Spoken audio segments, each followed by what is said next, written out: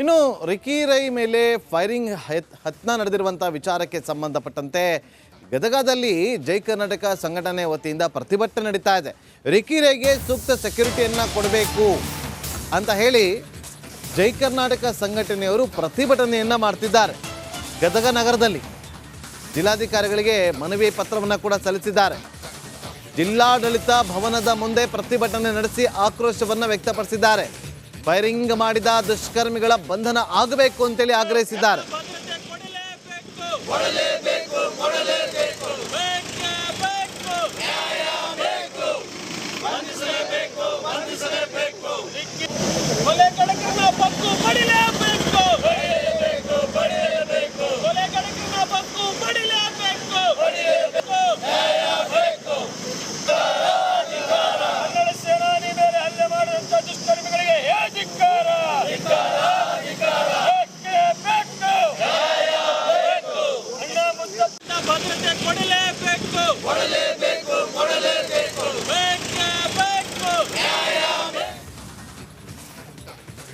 ನೋಡಿ, ಒಂದು ಕಡೆ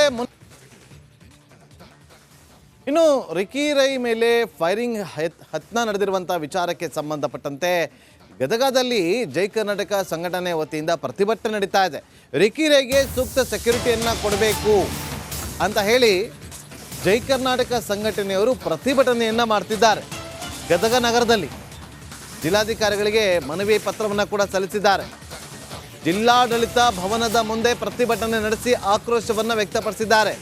ಫೈರಿಂಗ್ ಮಾಡಿದ ದುಷ್ಕರ್ಮಿಗಳ ಬಂಧನ ಆಗಬೇಕು ಅಂತೇಳಿ ಆಗ್ರಹಿಸಿದ್ದಾರೆ.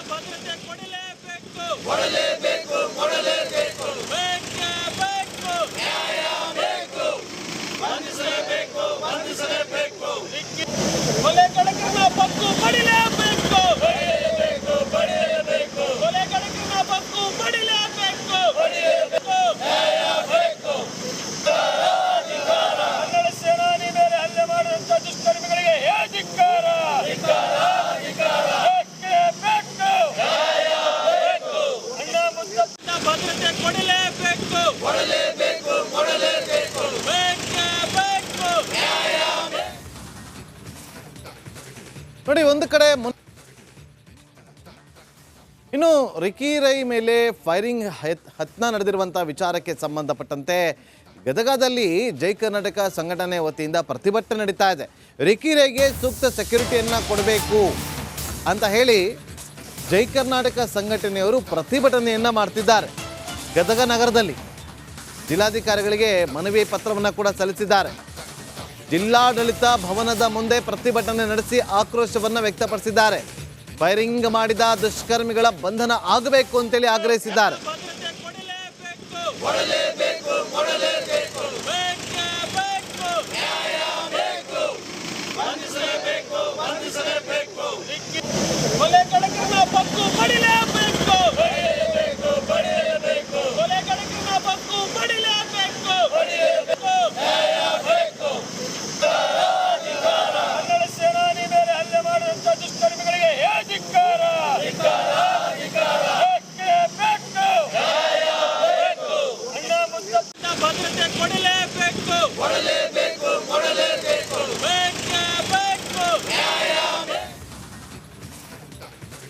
ನೋಡಿ, ಒಂದು ಕಡೆ ಅವರೇನು ಬಿಡದಿಯಿಂದ ಬೆಂಗಳೂರಿಗೆ ಹೋಗಬೇಕಾಗಿರುತ್ತೆ. ಅಂಥ ಸಂದರ್ಭದಲ್ಲಿ ಅವರ ಮನೆಯ ಹೊರವಲಯದಲ್ಲಿ ಕಾಂಪೌಂಡಿನ ಆಚೆ ಈ ಒಂದು ಘಟನೆ ನಡೆದಿದೆ.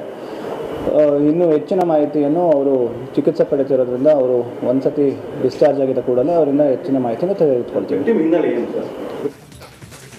ಮತ್ತಷ್ಟು ಮಾಹಿತಿಯನ್ನು ಕೊಡೋದಕ್ಕೆ ನಮ್ಮ ಕ್ರೈಮ್ ರಿಪೋರ್ಟರ್ ಅರವಿಂದ್ ನೇರ ಸಂಪರ್ಕದಲ್ಲಿ ಜಾಯ್ನ್ ಆಗಿದ್ದಾರೆ. ಅರವಿಂದ್, ಈಗ ತನಿಖೆ ಯಾವ ಆಯಾಮದಲ್ಲಿ ನಡೀತಾ ಇದೆ?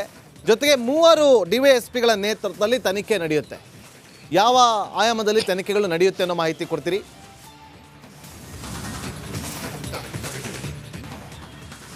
ಎಸ್ ನಾಗೇಂದ್ರ ಬಾಬು, ಮುತ್ತಪ್ಪರಾಯ್ ಕಿರಿಯ ಪುತ್ರ ರಿಕ್ಕಿ ರೈ ಅವರ ಶೂಟೌಟ್ ಪ್ರಕರಣ ಏನಿದೆ, ಈ ಪ್ರಕರಣ ಸಂಬಂಧ ತನಿಖೆ ತೀವ್ರಗತಿಯಿಂದ ನಡೀತಾ ಇರುವಂಥದ್ದು. ವಿವಿಧ ಆಯಾಮಗಳಲ್ಲಿ ತನಿಖೆ ನಡೀತಾ ಇದೆ. ಆ ಒಂದು ಘಟನೆ ನಡೆದಂತಹ ಸ್ಥಳ ಏನಿತ್ತು, ಮುತ್ತಪ್ಪ ರೈ ಅವರ ಫಾರಂ ಹೌಸ್ ಏನಿದೆ, ಅಲ್ಲಿ ಆ ಒಂದು ಸ್ಥಳದಲ್ಲಿ ಸಿಕ್ಕಂತಹ ಸಾಕ್ಷ್ಯಗಳನ್ನ ಈಗ ಪರಿಶೀಲನೆ ಮಾಡುವಂಥ ಕೆಲಸ ಮಾಡ್ತಾ ಇದ್ದಾರೆ. ಸೋಕೋ ತಂಡದಿಂದ ಲಭ್ಯವಾದಂತಹ ಆ ಬುಲೆಟ್ಸ್ ಏನು ಸಿಕ್ಕಿತ್ತು, ಆ ಬುಲೆಟ್ಸ್ಗಳಿಂದ ಯಾವ ಗಣ್ಣಿಂದ ಇವರು ಶೂಟೌಟ್ನ ದಾಳಿ ಮಾಡಿದ್ರು, ಜೊತೆಗೆ ಅಲ್ಲಿ ಸಿಕ್ಕಂತಹ ಆ ಒಂದು ಸೆಲ್ ಫೋನ್ ಜೊತೆಗೆ ಇನ್ನಿತರ ಕರೆಗಳು ಕೂಡ ಬಂದಿರ್ತವೆ. ಆ ಕರೆಗಳಿಗೆ ಸಂಬಂಧಪಟ್ಟಂತೆ ಈಗಾಗಲೇ ರಿಕ್ಕಿ ರೈ ಅವರ ಸ್ನೇಹಿತ ಫರನ್ ಅಲಿ ಅವರನ್ನ ಕೂಡ ಕರೆತಂದು ಬಿಡದಿ ಒಂದು ಸ್ಟೇಷನ್ ಏನಿದೆ, ಬಿಡದಿ ಸ್ಟೇಷನಲ್ಲಿ ವಿಚಾರಣೆ ಕೂಡ ಮುಂದುವರಿಸಿರುವಂಥದ್ದು. 2 ಕರೆಗಳು ಬಂದಿರ್ತವೆ. ಕರೆ ಬಂದಂಥ ಹಿನ್ನೆಲೆಯಲ್ಲಿ ಪರ್ಸ್ ಬಿಟ್ಟಿರುವುದಾಗಿ ವಾಪಸ್ ಮತ್ತೆ ಬಿಡದಿಯ ಮನೆಗೆ ಅವರು ರಿಕ್ಕಿ ರೈ ಅವರು ಕಾರನ್ನ ಮರಳಿ ಮತ್ತೆ ಕರೆದುಕೊಂಡು ಹೋಗಿರ್ತಾರೆ. ಅದಾದ ಬಳಿಕ ಈ ಒಂದು ಶೂಟೌಟ್ ಪ್ರಕರಣ ಆಗಿರುತ್ತೆ. ಜೊತೆಗೆ ಅವರನ್ನು ಆಸ್ಪತ್ರೆಗೆ ಸೇರಿಸಿ ರಾತ್ರಿ ಇಡೀ ಈ ಒಂದು ಫರನ್ ಅಲಿ ಏನಿರ್ತಾರೆ ಅವ್ರ ಜೊತೆಗೆ ಇರ್ತಾರೆ. ಹಾಗಾದರೆ ಈ ಕರೆಗೂ ಮತ್ತು ಈ ಫರನ್ ಅಲಿ ಅವರು ಏನಿದ್ದಾರೆ ಅವ್ರಿಗೂ ಸಂಬಂಧ ಇತ್ತ ಅನ್ನೋ ಬಗೆಗೂ ಕೂಡ ತನಿಖೆ ಆಗ್ತದೆ. ಇದರ ಜೊತೆಗೆ ಈ ಕಾರ್ ಚಾಲಕ ಬಸವರಾಜ್ ಕೂಡ ಒಂದು ದೂರಿನಲ್ಲಿ ಉಲ್ಲೇಖ ಮಾಡಿದ್ದಾರೆ. ವಿವಿಧ ಹೆಸರುಗಳನ್ನ ಉಲ್ಲೇಖ ಮಾಡಿರುವಂಥದ್ದು. ಅವರ ಆಯಾಮದಲ್ಲೂ ಕೂಡ ತನಿಖೆ ನಡೀತಾ ಇದೆ. ಅವರ ಒಂದು ಕರೆ ಏನಾದರೂ ಬಂದಿತ್ತು ಅಂದರೆ ಮುತ್ತಪ್ಪ ರೈ ಅವರ ಧರ್ಮಪತ್ನಿ ಏನಿದ್ರು ಮಲತಾಯಿ, ರಿಕ್ಕಿ ರೈ ಅವರ ಮಲತಾಯಿ ಅನುರಾಧ ಅವರ ಕರೆಗಳೇನಾದರೂ ರಿಕ್ಕಿ ರೈ ಅವ್ರಿಗೆ ಬಂದಿತ್ತ ಅನ್ನುವಂಥ ಆಯಾಮದಲ್ಲಿ ಸನ್ DYSP ಆಗಿರ್ಬೋದು, ರಾಮನಗರ DYSP ಹಾಗೆ ಮಾಗಡಿ DYSP 3 ವಿಶೇಷ ತಂಡಗಳನ್ನ ರಚನೆ ಮಾಡಿ DYSPಗಳಿಗೆ ಪ್ರತ್ಯೇಕವಾಗಿ ಒಂದೊಂದು ಕೆಲಸವನ್ನು ಕೊಟ್ಟಿದ್ದಾರೆ.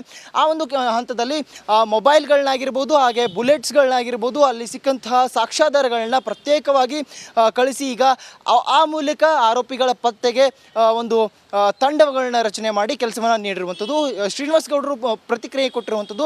ಅಲ್ಲಿ ಅವರು ಹೇಳ್ತಾ ಇರುವಂಥದ್ದು ಪ್ರಮುಖವಾಗಿ ಇದು ಆಸ್ತಿ ವಿಚಾರಕ್ಕೆ ಆಗಿದೆ ಅನ್ನುವಂಥ ಒಂದು ಮೇಲ್ನೋಟಕ್ಕೆ ಈಗ ಬರ್ತಾ ಇರುವಂಥ ಮಾಹಿತಿ ಆದರೂ ಕೂಡ ಸದ್ಯ ಸಂಬಂಧಪಟ್ಟಂಥ ಸಾಕ್ಷಿಗಳ ಮುಖೇನ ನಾವು ತನಿಖೆಯನ್ನು ಮುಂದುವರಿಸಿದ್ದೀವಿ ಅನ್ನುವಂಥ ಮಾತನ್ನು ಕೂಡ ಹೇಳಿರುವಂಥದ್ದು. ನಾಗೇಂದ್ರ ಬಾಬು.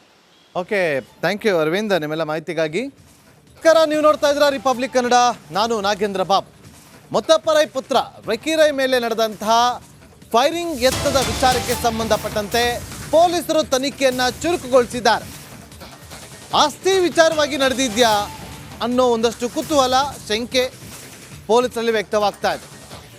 2 ದಿನಗಳ ಹಿಂದೆ ಬೆಂಗಳೂರಿಗೆ ಬಂದಿದ್ದಂತಹ ರಿಕ್ಕಿ ರೈ ಎರಡನೇ ಪತ್ನಿ ಮುತ್ತಪ್ಪ ರೈ ಅವರ ಎರಡನೇ ಪತ್ನಿ ಅನುರಾಧ ಹಾಗೂ ರಾಕೇಶ್ ಮಲ್ಲಿ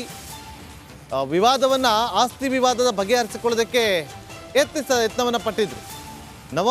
ಕಳೆದ ನವೆಂಬರ್ನಲ್ಲಿ ಆಸ್ತಿ ವಿವಾದ ಇತ್ಯರ್ಥ ಮಾಡಿಕೊಂಡಿದ್ರು. ಹಣಕಾಸಿನ ಫೈನಲ್ ಸೆಟಲ್ಮೆಂಟ್ಗೆ ರಿಕ್ಕಿ ಬಂದಿದ್ರು ಅಂತ ಹೇಳಲಾಗ್ತಾ ಇದೆ. ಇದೇ ವಿಚಾರವಾಗಿ ರಿಕ್ಕಿ ರೈ ಮೇಲೆ ಫೈರಿಂಗ್ ಯತ್ನ ನಡೆದಿತ್ತಾ, ಹತ್ಯೆಗೆ ಯತ್ನ ನಡೆದಿದ್ಯಾ ಅನ್ನೋ ಪ್ರಶ್ನೆಗಳು ಈಗ ಉದ್ಭವ ಆಗ್ತಾ ಇದೆ. ಕೋಟ್ಯಾಂತರ ರೂಪಾಯಿ ಆಸ್ತಿ, ಲಕ್ಷ ಅಲ್ಲ 100 ಕೋಟಿ ರೂಪಾಯಿ ಆಸ್ತಿ. ಆ ಆಸ್ತಿ ವಿಚಾರವಾಗಿ ಸಾಕಷ್ಟು ದಿನಗಳಿಂದ ರೈವಲ್ರಿ ಇತ್ತು, ಇಲ್ಲ ಅಂತ ಯಾರು ಹೇಳಲ್ಲ. ರೈವಲ್ರಿ ಇತ್ತು, ದ್ವೇಷ ಇತ್ತು. 2 ದಿನದ ಹಿಂದೆ ಬೆಂಗಳೂರಿಗೆ ಬಂದಿದ್ರಂತೆ ರಿಕ್ಕಿ ರೈ. ಇದೆಲ್ಲವನ್ನು ಕೂಡ ಇತ್ಯರ್ಥ ಮಾಡಿಕೊಳ್ಳೋಣ ಅಂತೇಳಿ ಏನು ರಿಕ್ಕಿ ರೈ ಸ್ನೇಹಿತ ಫರನ್ ಅಲಿಗೆ ಖಾಕಿ ಡ್ರಿಲ್ ನಡೆಸ್ತಾ ಇದೆ. ಬಿಡದಿ ಸ್ಟೇಷನ್ ಅಲ್ಲಿ ಇಟ್ಟುಕೊಂಡು SP ಶ್ರೀನಿವಾಸ್ ಗೌಡ ಅವರ ನೇತೃತ್ವದಲ್ಲಿ ವಿಚಾರಣೆ ನಡೀತಾ ಇದೆ. ಮಣಿಪಾಲ್ ಆಸ್ಪತ್ರೆಯಲ್ಲಿದ್ದಂಥ ಫರನ್ ಅಲಿ